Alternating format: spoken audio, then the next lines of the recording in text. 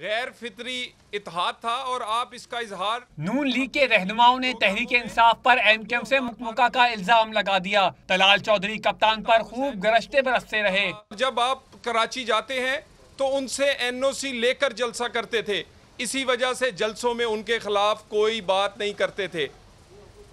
आज उनके खिलाफ बातें करने से पहले इन सवालात का जवाब जरूर दीजिएगा कि ये मुकमका जो आपने कराची में जब भी जलसा किया, अपने जलसों की तकरीरों से भी साबित किया।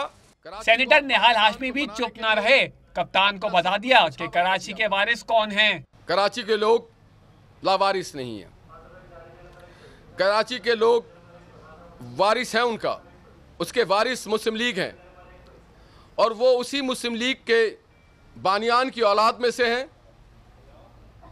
जिन्होंने पाकिस्तान बनाया था। दानियाल अजीज ने वजीर आजम के खिलाफ रेफरेंसेस को सियासी करार दे दिया। स्पीकर कौमी असेंबली का भी खुलकर दिफा किया। इन रेफरेंसेस के ऊपर सियासी तबसरा करने के बजाय बराए मेहरबानी इनको एक नज़र पढ़ लिया जाए। इनके अंदर जो जुज़ है कानूनी ज़ाब्ते के मुताबिक और साथ जो शवाहिद लगाए हैं उनको आप देख लें और जहन में रखें कि अभी 4 रोज़ पहले सुप्रीम कोर्ट ने भी वही फैसला दिया है जो यहाँ पर दिया गया है। बैरिस्टर जफरुल्लाह ने कप्तान पर इल्जाम लगाया कि वो बनी गाला की प्रॉपर्टी के हवाले से बार बार बयान बदलते हैं। उन्होंने चेयरमैन पीटीआई पर असासे छुपाने और टैक्स चोरी के इल्जामात भी आयद किए।